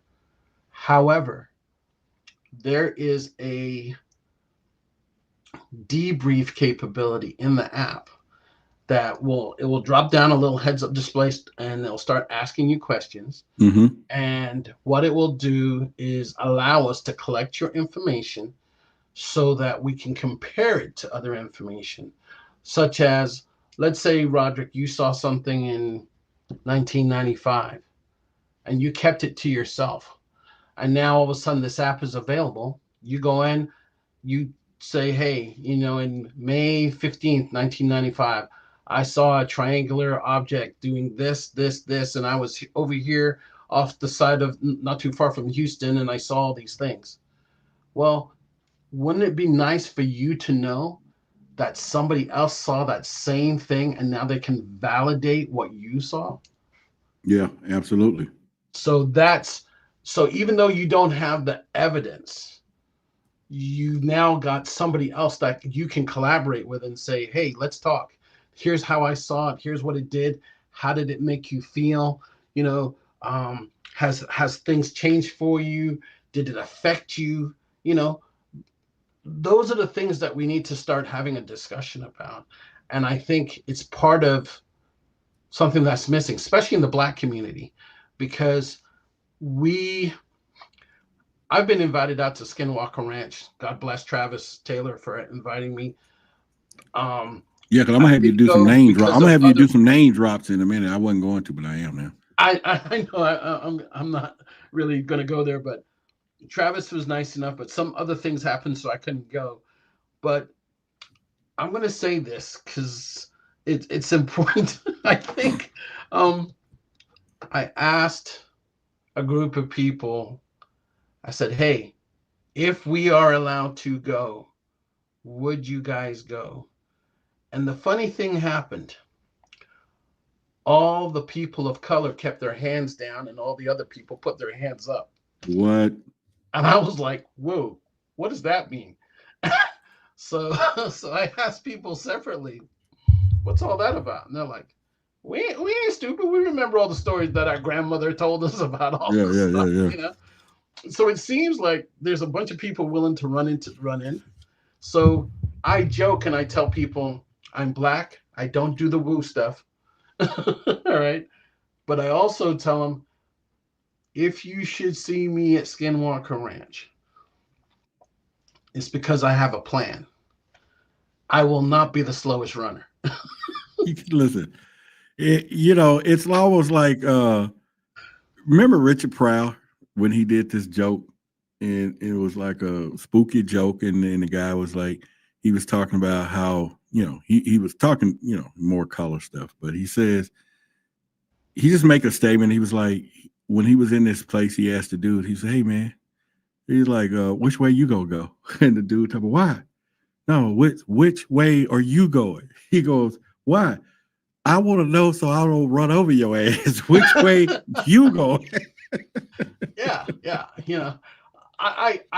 My humor is kind of messed up because being from England, because I like to throw things out there. But there's something to it. It's like if two Black people meet for the first time, they may not know each other, but they'll give each other that nod, you know, the up nod, Mm-hmm. and that's kind of like, okay, we don't know each other, but if things go down, we got each other's back, right? Man, I was stepping out my mom, and we'll get back on point. I now took a detour, but I was stepping out my mom's apartment yesterday, taking her some food, and about 2 breezeways down was a young cat, and he was Latino, Latin, and I said, and he goes, and I was like, yeah, because I'm speaking sign language. This fucker reached down in and pulled out a fucking machine gun. And I said, I get that language, bro. I'm like, cool, you could. He was like, I'm like, dude, this is not a gang sign. My backpack is back here. I do not have time to reach for mine and get 2 shots off while he can close his eyes and get 60 in a few seconds, right? And I just laughed and looked at him and said, really? He just laughed and turned the other way, and I went the other way. And I'm going, don't knock your head at nobody, no. Don't even worry about it. Now, Okay. about 20 years ago, I've been King Konging him. Yeah. I'm like, no, don't. They can have the turf all they want. That's cool. All right. So, real quickly, and we'll get out of here in a few months. Can someone download it now to start? You can download the iOS version now, and you should be able to download the Android version by the end of this week, if not tomorrow. Okay. All right. So, and they just need to type Phenom, right? Yeah, you just type in Phenom, Phenom. It's the symbol that you're seeing right here. Yeah, and I'm gonna put I'm download gonna put it. It'll ask you, do you want to be anonymous? Whatever. We've got about 1,500 users. I will give you one caveat. It looks like that. Y'all. The symbol. I will give you all one caveat. I can't control what people are using it for, because I've got people that are taking I don't know if they're just testing it, but they're taking pictures of guitars, TV screens, whatever. So I just started a fundraiser, a GoFundMe, so that I can put a database management system to say, have an AI automatically say, this is mundane, get rid of this. Here's the good stuff. Put it over here and start sharing it with everybody. I'm trying to make sure that I do my due diligence in providing the people what they want, because we want answers. Yeah. And taking a picture of a guitar is not helping me. All right. But we want people to talk. We want people to communicate. We want everybody to communicate, but we especially, I really want to hear more stories from people of color. I don't think people realize it. So let's go from there real quickly. You being part of these programs, I mean, you were recently in California at that private, what meeting was that? The Soul Foundation. Soul Foundation. And they're not inviting a lot of people of color down there. And you've been around in secret meetings and all this stuff. Why is it from your perspective, or, even though I know what I'm trying to accomplish, and I think people think in some areas that I'm trying to make a racial component to this. And I'm like, no, dude, this is a deer in the headlight. It's a lack of information, experiences, and it is something that let's bring the data up. This is for all of us truth seekers, because we can't not say we know the truth when we don't have all the information. Yes. It was a challenge for me in the beginning. I had to stop. I had an 800 number. I would get these weird calls, and then I noticed there was a psychological thing behind it, and I wasn't qualified for some of these people. And so I started reaching out to people who can be a part of things, but I could not figure out a way, and it was difficult to monetize it. And people hear when I say monetize, not to profit, because if I was going to put on an event and bring all these people forward, it was costly. It was very costly to go not a room, I'm sorry. That's old 10, 16-year-old stuff. I'm saying a venue. It was very expensive to rent a venue that'll hold a couple of hundred people and then get these people logistically moved to this locations to only entertain you, to get you to hear the impossible. and I couldn't do it financially. I just couldn't pull it off. And I was like, okay, you need to stop. So I got other stuff I'm working on that I'm gonna put my own time and effort. Same thing you doing. You funding your stuff. And by the way, yeah, Rainbow Light, thank you for the contribution today. And then there you go. Why the Big Secret? If y'all want, this is a community show. If y'all want to, I'm going to get your GoFundMe link and I'll send it out through our email list. If any of you are not on the email list, go to whythebigsecret.com, hop on there. When I send out his GoFund, you guys can help out, and I'll post it on the community page. It'll be ready pretty soon. So I'll post it on the community page, along with a link for you to download the app as well, but also for you guys to do a GoFund, because the stuff is real, people. We don't have those backings, but I promise you, once this thing gets up and going, and people start being familiar, you're going to hear things you never heard before. You're going to hear I have some amazing stories. And yeah, I can go webinar. And the other part was that, I had to get some help. There are some people out there, Veronica and, and some other people that's been helping me doing the paperwork, the little, our story contracts. I had to put little contracts together that I want all these people to sign. I'm telling y'all up front. So if you call me, the importance is not to lock your story in, but to protect you. So when those phone calls come that these people are going to be exploiting you, that you say, no, Roderick is handling that part. And I can sift through it. And I will come back to you and say, hey, these people are going to do some monetary stuff for you or whatever. It's not even management. It's not even that. I'm just saying, give us enough time to take your story, to put it out in the communities that we're trying to, because there are going to be some big dollar people that's going to swoop in, and they're not on your side, though. I can tell you that. And oh God, I'm telling you up front, and don't get caught up in it because you want the attention of that. This is serious stuff, but we can make a difference. And the key to it is to make sure that we could keep the integrity of what we're doing. And like I said, I got a lot of stuff in the background. This is no joke. This is something that we've been planning. So now I'm finally at a point, and I said, this is our year. Let's do it. Because I let it lay dormant a little bit, and then had to sift through some people. But let me back up. So you've been around this. Why is it? Because I always felt that there's people of color on the bases, the military bases. There's people on the color that's on the same ships, the boats, the planes, and why don't we talk? And you've been on that side of the secret fence, or you are anyway. You still got your clearances. What's the problem? What am I really running into that I don't know? There's still the stigma, and then it's a matter of trust. I tell everybody that this is almost like playing the game of 6 Degrees of Kevin Bacon. Okay. We're at the point now where we're reaching saturation, where probably more than one of those 6 is going to have a story to tell. And this comes down to 3 things. It comes down to education, experience, and exposure to this phenomena. And if we're not communicating, we won't know what's going on. We're missing part of the story. Okay. Right. So now we've got to start coming together as a community and start feeling free enough to talk about it. I'll give you one example.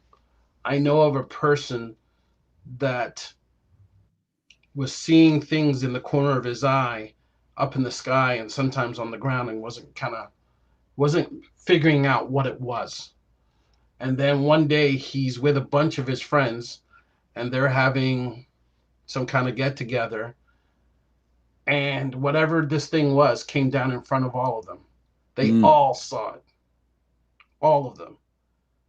But he starts having nightmares about it. So he goes into his psychiatrist, and his psychiatrist was trying to spend more time trying to convince him that what he saw was not real. That's and he said problem. And he said if it wasn't for the fact that the other people that were with him saw it and could verify, all they asked was, don't say anything about us. But that was his support group. That was the only support group he had, because the officials would not support him and help him out. Mm-hmm. Right? So this is where you are your brother's keeper. You've got to help out your brother and your sister, because if they're experiencing this thing and it's real, we got to communicate with each other. Doesn't matter what color you are, just there and help each other out. Because if you don't, I told people, I said, I hate to say this, but in some cases, beyond warfare, this issue has probably given more military people PTSD than anything else. Man, I don't know. I don't think people understand what you just said, because I've talked to some people that sharpshooters can probably shoot a gun through a Cheerio from 200 yards. But when it comes down to this stuff, oh, it rattles the brain. Yes. It rattles the brain. And people are just like, because you can't comprehend it. You're not trained to think, and what is this I'm looking at? And your mind is trying to process over and over. And it took me a while to disconnect from the stories to start listening to them from a human level and not a phenom level, so to speak, and trying to comprehend it, but yet understand the individual that is dealing with this, Yes. Because you have to. And I tell all people, they want is someone just to listen. And in some cases, I had a young lady in Kentucky. She's like, yeah, I saw, this is Mr. Logan, this is what I saw. And I said, what if I wanted to come down there and do an investigation? She goes, no. And I was like, why not?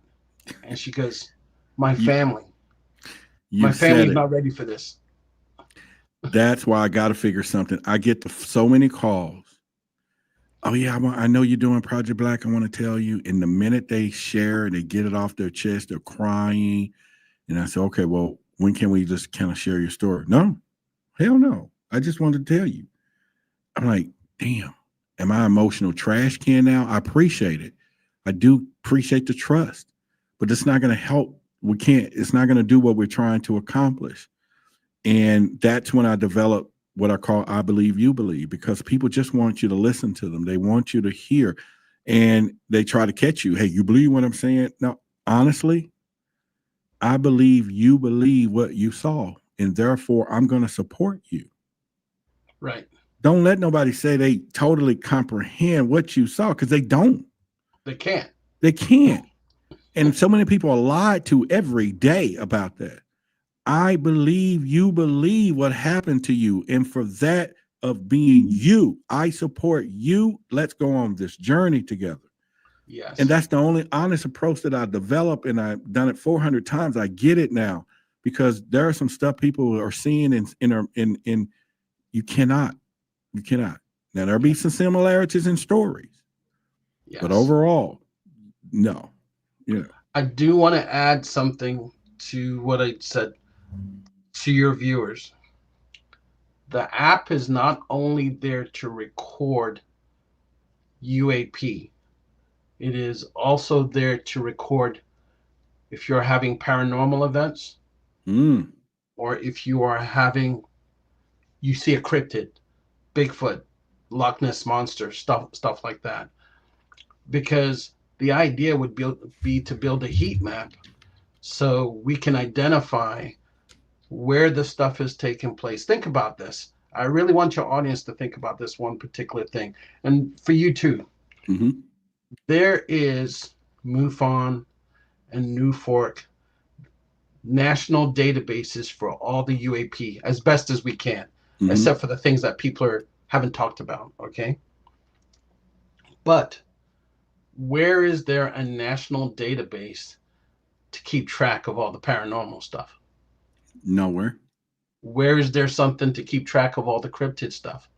You better believe I want to go to a new house and be able to get ready to buy it, and I just so happen to check up the history on the app, and that address is sitting in there, and the realtor's talking about, yeah, I mean, everybody loves it. I mean, people love the surround system in this house, the music. You like thinking it's an amenity. No, they turn that on so they don't hear the ghost. Yep. And the idea is, can we identify if maybe there's a hotspot where all three are together? Yeah. overlaid on each other. A friend of mine, he said, I dated a girl who worked at a hotel, and every time I came into town, I stayed at the hotel. It wasn't until he actually started dating her, and she said, I'm going to put you in another room. And he said, why? What's wrong with the room I got? She said, someone died in the room that you're in. and we're kind of told not to say anything, but a couple of the customers have said something, and I'm like, see, that's some real stuff, man, and people don't know that, man. And I wish my sister was here, Courtney. But anyway, if she is listening, she's live streaming this Wednesday on her channel, Courtney King Sykes, and hopefully we can all join in if I know what topic she's going to be talking about. If she's here, then she could just hop in and tell us before we get off here in a few seconds or a minute here. We're going to leave here in about 6-7 minutes. Fair enough? Fair enough. Okay. So, but anyway, if she is here, then that'll be cool. But anyway, Wednesday night, y'all get on her personal channel. So she's going to be talking about some stuff personally. We're going to be doing some stuff together, kind of bringing in the psychic side of things into this UAP, UFO stuff, because there's some other sides to this, right? Let y'all know, if you've been watching my videos, you'll see I've been doing a lot of uploaded videos. I've been doing a lot of live streaming purposely because I'm trying to work on content creation. In the next 3 or 4 videos, you're going to see me doing what I call a combination between true crime and conspiracy. And so I'm going to be taking a look. We're going to look at some true crime stuff, and that could be anything. And we're going to put our truth seekers conspiracy lens on it. So probably end of this week, maybe I'll put the first one up. I'm gonna do one tomorrow, kind of a test on the other channel, but on our channel.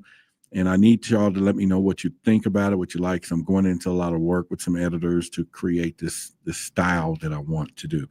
And we'll be kind of doing that. The website here is on the link. So if you guys go ahead and do that, get on our newsletter list or go to wildthebigsecret.com.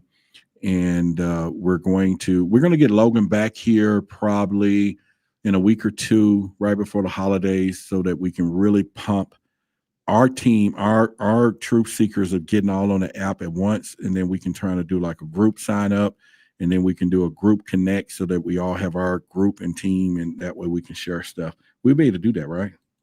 Yeah. Yeah. And so we're probably going to do that as well. We'll push some things out there as well. So as we conclude a little bit here, what is it, any particular message, or again, how can we support you? You say you have a GoFund link. When is it going to be ready, or when should I post it on the community page? The GoFund link is ready. It's out there, and just jump on there and do your thing. But what I want, I hate to say it this way. Yes, there's money, but the more important thing I need is, if you are seeing a problem with the app, write it down, get it to Roderick so he can get it to me, because I want to fix whatever if I've made a mistake in something. I have a bunch of programmers that are helping me, and I want to make sure that this becomes the premier tool to connect us to the rest of the world to figure out what's really going on. Okay. So that is very important. So what that means is, we don't need people to complain about what is not happening. We want to know what is not happening to make it happen, or any functionalities or things. Not that you're not going to run into a train wreck now. It's really sophisticated in doing what it's due. But there's often times, because I remember when I was in my 21, 22, I was working for a company for about a month, really, that built the game Mortal Kombat. And they had a room where it was they just pay you to go in and play the game. But every time you ran into a glitch or something, you had to note it. And all they want was gamers. You just play. You got paid to play. But every time you ran into something, or you were supposed to open the door and it didn't work, whatever was happening, you have to note it and pause note. And that's how they were able to detect in real time or real usage, because at some point when you got a sophistication, you don't know. And we don't want to get into a point where you get stories like, like I get good friends that have called me recently that had the TR-3B fly over their house with helicopters, spotlights, and they didn't even record it. They didn't record it. It was like, oh man, I ain't got my phone. What? They didn't record it. Ain't there something? I'm like, come on. You know what I'm saying?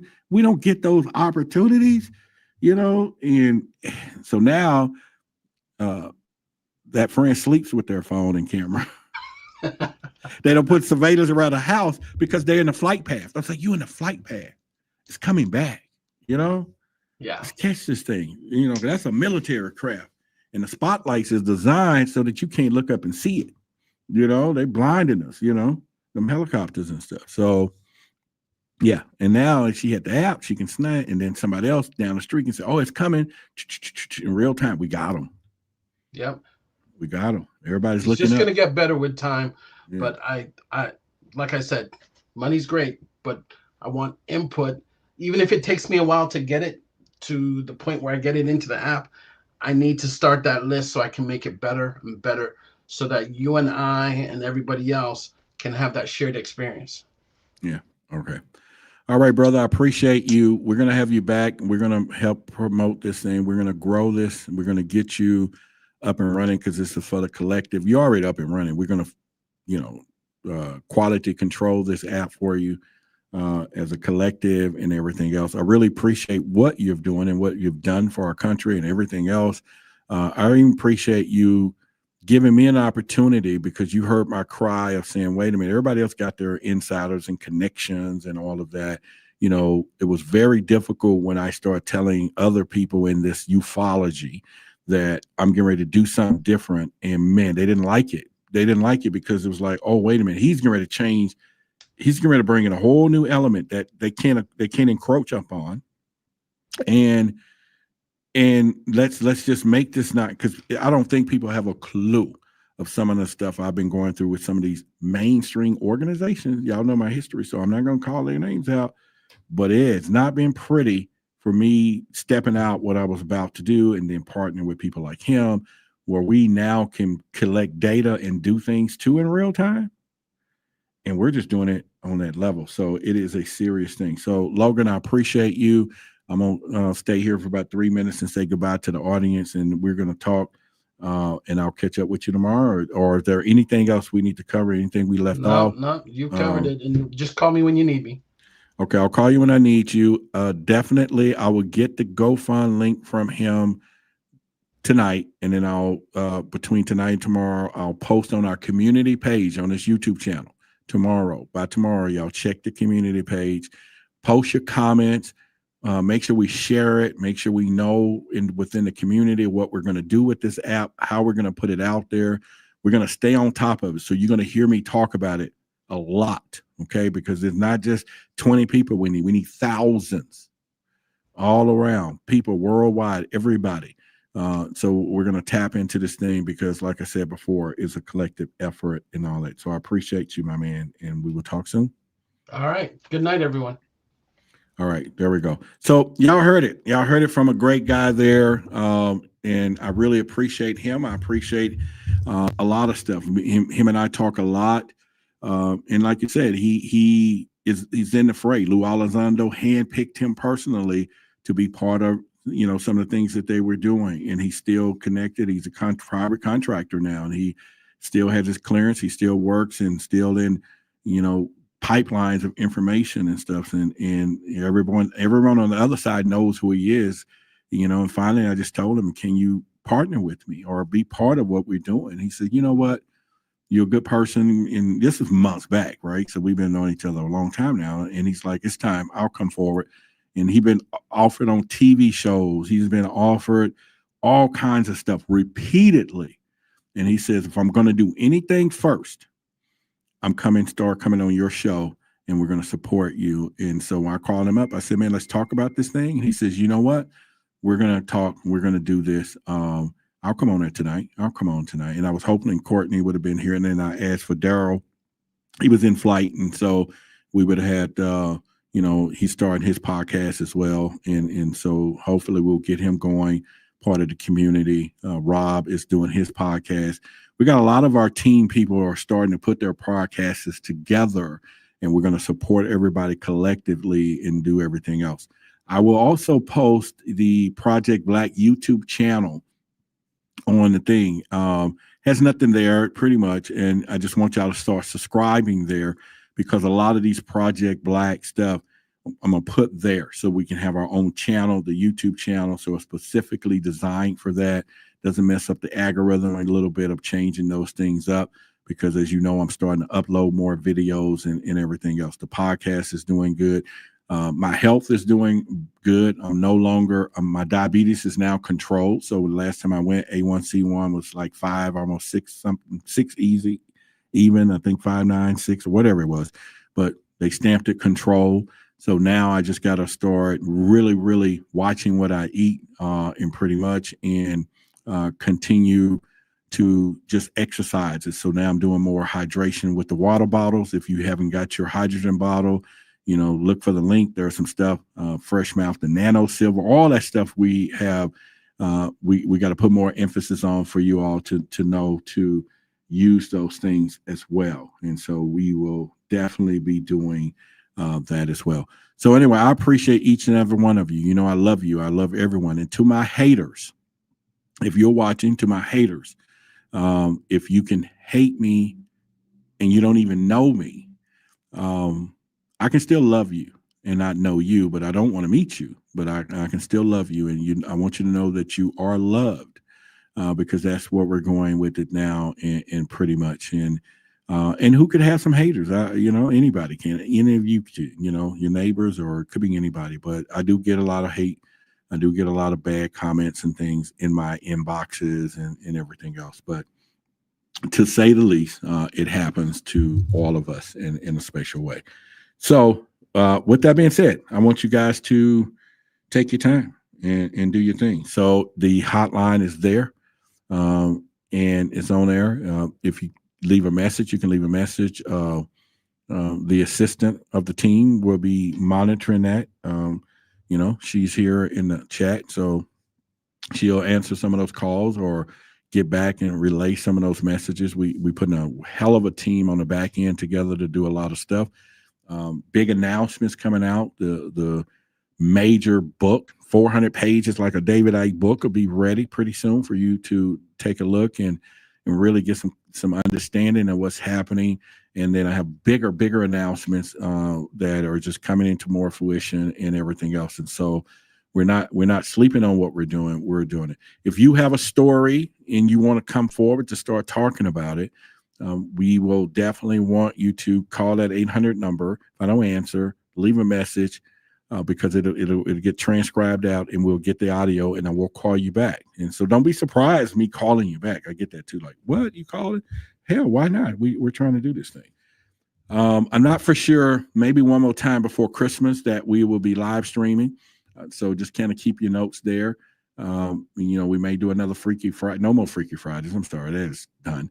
We're going to talk about more relevant things when we come down to this. Now, once we start going into our crime and conspiracy links, we can talk about a lot of other topics and stuff too, and mix it all into what we're doing. So I hope you all are pretty much for that. So anyway, give everybody, a hug and love and all of those things. And I did have some other clips I was going to show y'all tonight, but we're done. We're out of here. And I will appreciate each and every one of you to what we're doing. And once again, love all of you, and good night. There we go.